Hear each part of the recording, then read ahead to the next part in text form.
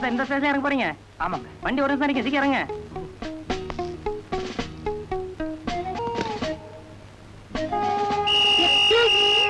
S. எதுக்கு மாமி 2 rupees? அடுத்த ஸ்டேஷன் வர 1 hour ஆகும். எனக்கு போர் அடிக்குது. இந்த 2 ரூபாய் வச்சு அந்த பாக்கியா தரையலா? ஏன் மாமி? பாக்கியா கொடுனா கொடுத்துட்டு போறேன். இதுக்கு போய் 2 ரூபீஸ் கொடுக்கறேன்னு சொல்றேன்ல. நான் புடிங்க. இது ஒரு ஹெல்ப் தானே. Don't miss it. No, it's all right. It's very kind of you. Thank you. You are welcome. Bye. See you. Bye. Bye. Bye. அச்சச்சோ, அந்த மிலிட்டரிக்கார முட்டாள்தனமா ரயில் பாஸையும் டிக்கெட்டையும் இதுலயே வச்சுட்டு போயிட்டானே. Good morning. டிக்கெட்டா வருது. I am commando captain. வீர சாகசங்களுக்காக இது வரைக்கும் நான் வாங்கின விருதுகள் இருக்கே அது.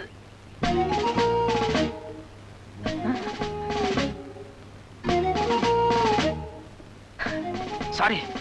இப்ப ட்ரெயின்ல ஒரு மாமி என்கிட்ட பாக்கியா புஸ்தகம் கேட்டு வாங்கிட்டு போனாங்களே, நீங்க கூட அந்த மாமி பாத்துட்டு இருந்தீங்களே. இந்த கதையில வேண்டாம், டிக்கெட்டுங்க. அதான் அந்த டிக்கெட் தான் பாக்கியா புஸ்தகத்துக்குள்ள பத்திரமா வச்சிருந்தேன். ஆனா தவறுதலா அத மாமி கிட்ட கொடுத்து அனுப்பிச்சிட்டேன். எனக்கு இப்ப தேவை டிக்கெட். ப்ளீஸ் நீங்க என்ன நம்பித்தான் ஆகணும். See my rank, my awards. நான் தப்பு பண்ணுவேனா? மிலிட்டரியில எந்த பிரிவு? எல்லை பாதுகாப்பு. எந்த பார்டர்ல இருக்கீங்க? காஷ்மீர். காஷ்மீரை நீ காப்பாத்துன மாதிரி தான். போ போயா.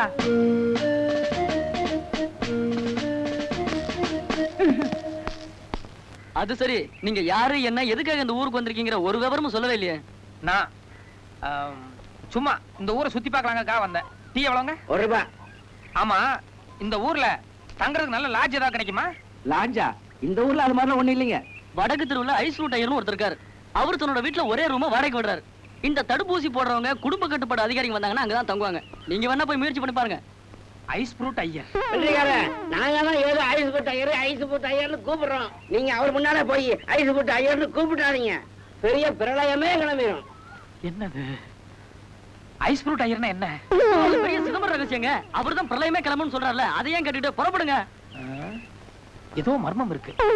Ice fruit Iyer. பட்டோ போறோம்னு நினைக்கிறேன். என்ன தந்துடுத்து சரியான சோம்பேறி. இன்னும் செத்து நாய் கிடைக்கும்ல. Excuse me.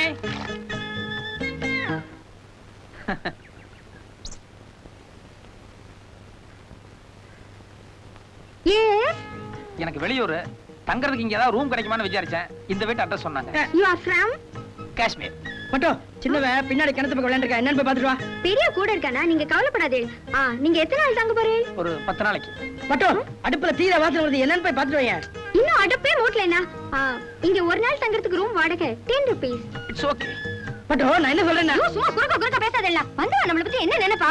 நான் பதில் சொன்னா என்ன தப்பு? நேக்கு மட்டும் வாயிலையோ? ஏன் நான் பேசல இல்லனா தப்பா கண்டுபிடிச்சே? பேஞ்சட் மாட்டிட்டு வந்து கூடாது. உடனே இங்கிலீஷ்ல அளந்து கட்டிடுவே.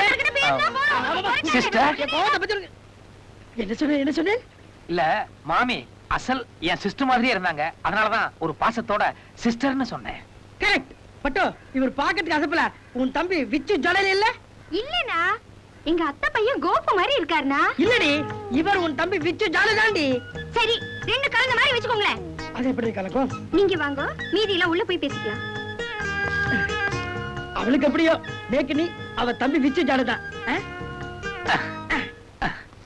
ஒரு சின்ன ரிக்வெஸ்ட். பரவாயில்ல சொல்லுங்க. கத்தல காபி சாப்பிட ஹோட்டல் போனேன்னா 2 ரூபீஸ் சார்ஜ் பண்ணுவா. அதே என்னடா 150 கொடுத்தா போதும். நல்ல ஃபில்டர் காபி போட்டு கொடுப்பேன். அதுலயே குழந்தைகளும் கொஞ்சம் கொஞ்சம் சாப்பிட்டுப்பா.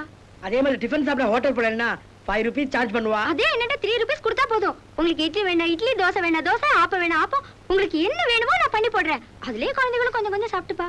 அதே மாதிரி சாப்பிட ஹோட்டல் போனேன்னா 15 ரூபீஸ் சார்ஜ் பண்ணுவா. புரியுது சாமி. நான் இனிமே ஜலம் சாப்பிடுறதுனா கூட உங்க ஆத்துல தான் சாப்பிடுவேன். அது மட்டும் இல்ல, நான் உங்களுக்கு 500 ரூபீஸ் பணம் கொடுக்குறேன். யாரும் குறைச்சலா சாப்பிட வேண்டாம். வயிறார திருப்தியா சாப்பிடுங்க. ஓகே? உண்மையிலேயே நீங்க என் அத்தை மக கோபு தான். கோபு இல்லடி, உன் தம்பி விச்சு. சுவாமி சுவாமி சுவாமி சுவாமி சுவாமி. ஐயோ ஏன் மாமி, ஏன் ஐஸ் ஃப்ரூட் ஐயர்னா ஒரு கோவம் வருது? சி போங்க, அத பத்தி கேட்காதே. நீக்கு வெக்கமா இருக்கு. விச்சு விச்சு விச்சு. இந்த லட்சுமி, ஏதோ என்கிட்ட இல்லாத கொடுமை. ராத்திரில திருட்டுத்தனமா உன்னை அவுத்து விட்டு அடுத்தவங்க காட்டுல மேய விடுறேன். நீ என்னடா பசிக்கு மேயாம ருசிக்கு மேய்ஞ்சிட்டு விடியால 4 மணி ஆனாலும் வரமாட்டேங்கிறீங்க திரும்பி. அது ரொம்ப தப்பு. என்னைக்காவது ஒரு நாளைக்கு மாட்டிக்குவேன். கரெக்டா 3 மணிக்குள்ள வந்துரும். போமா லட்சுமி, போ போ.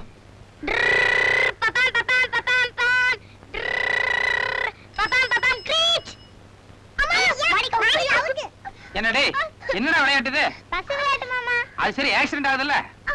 அதான் மாமா விளையாட்டு. திடீர்னு பிரேக் அடிச்சா கீழே விழாம நிக்கணும்.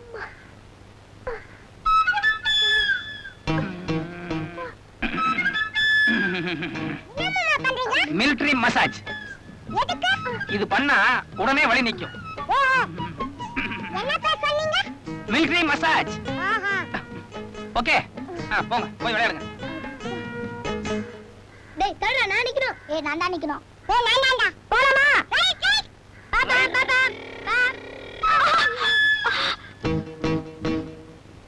மாமா பெரிய ஆக்சிடென்ட். போங்க மிலிட்டரி மசாஜ்.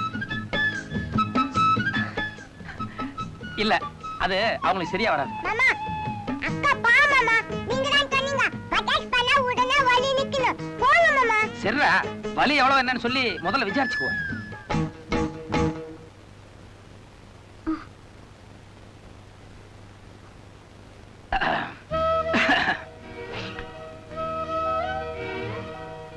சாரி, பசங்க அறியா பருவம் பாருங்க.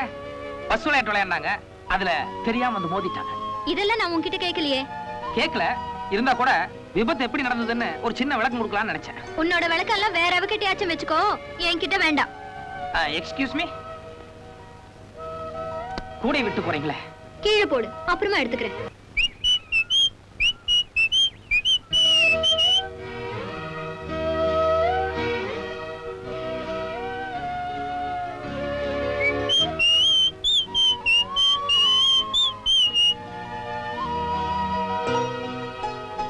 விசிலு நீங்க தான் அடிச்சீங்களா? யாருக்கு? நமக்கா தான் அடிச்சீங்களா? நல்லா இருக்கு. இப்ப நான் அடிக்கிறேன், பாக்குறீங்களா?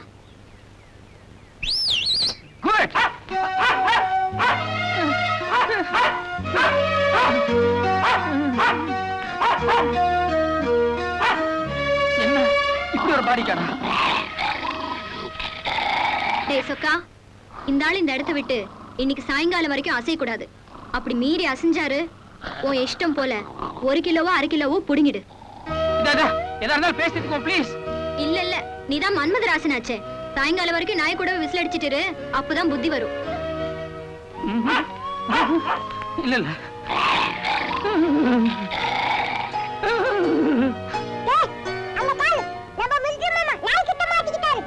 ஒண்ணும் பண்ணிடாத. நான் அமைதியா உட்காந்துறேன். மிலிட்டரிக்கார நிலைமை இப்படியா?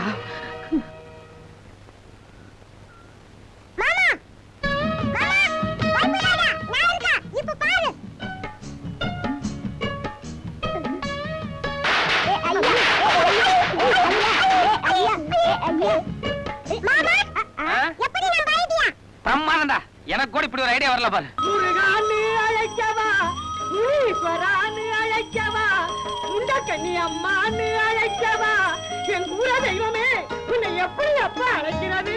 பாலு என்னையா ஜோம்? பாலு பாலு பாலு பாலா? இனிமே நான் பால் விட்டு பிழைக்க வேண்டிய அவசியமே கிடையாது. நாளைக்கு முத்தம்மா வீட்டுக்கு போ, எருமை பால் கொடுப்பா, வாங்கிட்டோம். ஐயோ என்னையா சொல்ற?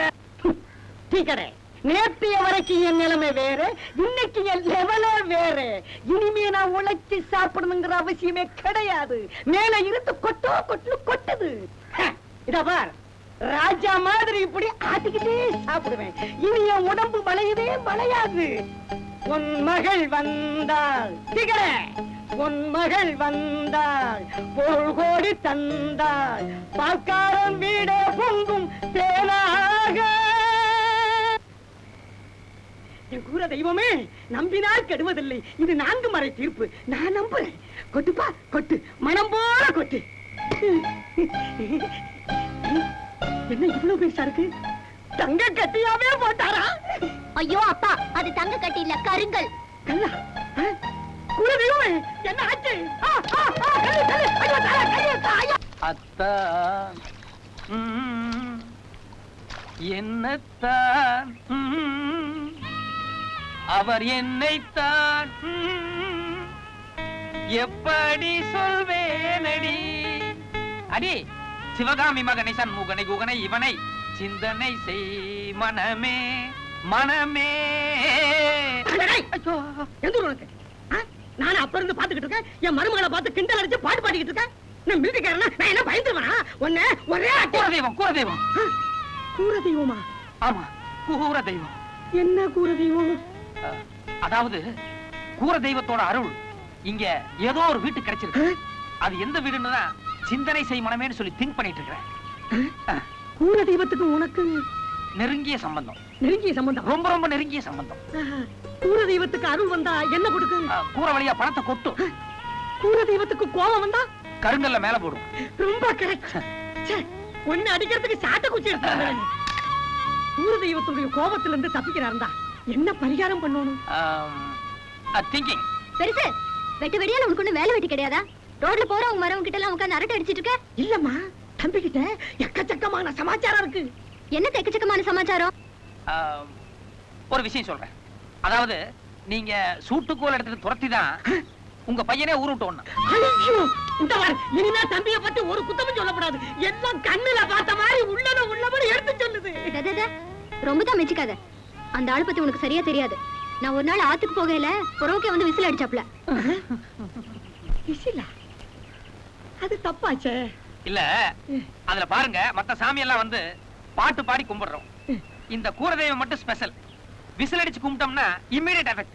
அது விசில் அடிச்சு பிராக்டிஸ் பண்ணிட்டு இருக்கும்போது உங்க மருமக கிராஸ் பண்ணிட்டாப்ல. அவ்வளவுதானா? அவ்வளவு. தப்பு இல்லம்மா, எல்லாம் ஒரு காரண காரியமா தான். நீங்க விசில் அடிக்கலாம். அடிக்கலாங்கிறீங்க? உட்காருங்க. அப்படி என் மனசுக்குள்ள ஒரே ஒரு குறை. என்ன? ஓடி போன என் பையன் எங்க இருக்கான், எப்படி இருக்கான், எப்ப வருவான்? இத மட்டும் நீ கரெக்டா என்கிட்ட சொல்லிட்டீங்கன்னா நீ என்ன கேட்டாலும் நான் தர்றேன். கை நீட்டுங்க.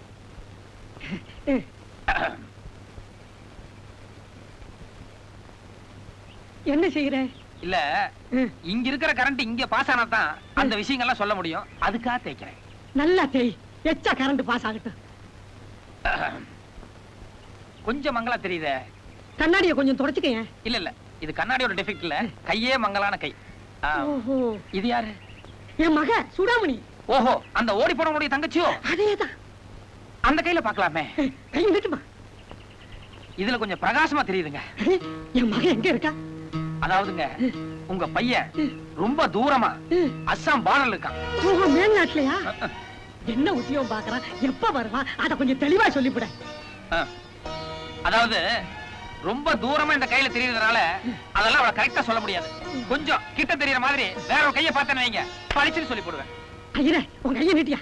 சச்சா, இது சம்பந்தமே இல்லாத கை, இதுல கரண்டே வராது. வேற எந்த கையே? வேற இப்பங்க உங்க பையன் இந்த வீட்டுல தான் பிறந்தான். நாளைக்கு கல்யாணத்துக்கு அப்புறம் வேற ஒரு வீடு கூட அவனுக்கு சம்பந்தம் வரும் இல்லையா? பொண்ணு வீடு இருக்கு. கரெக்ட். அந்த பொண்ணு வீட்டுக்காரன் கையை பார்த்தேன்னு வைங்க, பழிச்சுன்னு சொல்லி போடுவேன். புரிஞ்சு போச்சு, புரிஞ்சுச்சு. தெளிவா புரிஞ்சு போச்சு. இப்ப எப்படி கூட்டு வாங்க. நிறைய கரண்ட் எடுத்து மனம் போல சொல்லுவோம். இந்தாப்பா, என் தங்கச்சி சம்பந்தப்பட்ட பெரிய கை, நல்லா பார்த்து விலாவாரியா சொல்லு. ஏங்க, வயசாகி போய் ரேகையெல்லாம் அழிஞ்சு போச்சுங்க. மரக்கட்ட மாதிரி இருக்கு, இதுல கரண்டே வராதுங்க. வேற எந்த கைய கூட்டிட்டு வர்றது? இப்போ இவங்க வீட்டுல உங்க பையன் கட்டிக்க போற பொண்ணு இருக்கு இல்லையா? என் மருமவ நிக்கிறாள, கையில விளக்கமாத்த வச்சுக்கிட்டு. அத இங்க வர சொல்லுங்க, கரெக்டா கரண்ட் எடுத்து கரெக்டா சொல்லிடுறேன். வரும்போது விளக்கமாத்த கீழே போட்டு வர சொல்லுங்க. விளக்கமாத்த கீழே போட்டு சீக்கிரம் ஒடியா. கையில கரண்ட் எடுத்து உன் மாமனை பத்தி தம்பி நிறைய விஷயங்களை சொல்லுதான். வேண்டாம் வேண்டாம், உன் கையிலேயே கரண்ட் எடுத்து உன்கிட்டயே சொல்ல சொல்லு, இங்க இருந்து கேட்டுக்கிறேன். ஏங்க, வளையல்காரங்கிட்ட வளையல் வாங்கும்போது வளையல்காரன் கையெல்லாம் இப்படி பிடிக்கிறது இல்லையா என்ன? யோ, அவன் பிடிக்கிறதுக்கும் நீ பிடிக்கிறதுக்கும் என்ன வித்தியாசம் உன் திருட்டு மொழியிலே தெரியுது. எனக்கு கூட உன் மொழிய பார்க்கும்போது அப்படித்தான் சந்தேகமா இருக்கு. எங்க அம்மா என்கிட்ட மகனே உனக்கு ராஜ பார்வைடான்னு சொல்லுவாங்க, உங்களுக்கு எல்லாம் திருட்டு பார்வையா தெரியுது. இந்தாப்பா, எதுக்கு கைய பிடிக்காம இந்த குச்சியை வச்சு தடவிய விஷயத்தை சொல்லு. ஏங்க, குச்சியை வச்சு தடவனா எப்படிங்க கரண்ட் வரும்? அது எட்டுன வரைக்கும் எடுப்பா. அவதான் வரமாட்டேங்கிறாளே. மருமகளே, குச்சியா கொடுத்துட்டேன். வா, கைய பிடிக்காம தடவாம நான் பாத்துக்கிறேன். ம்.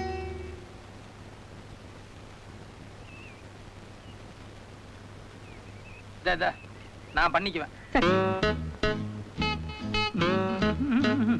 கரண்ட் வருதா? வந்துகிட்டே இருக்கு.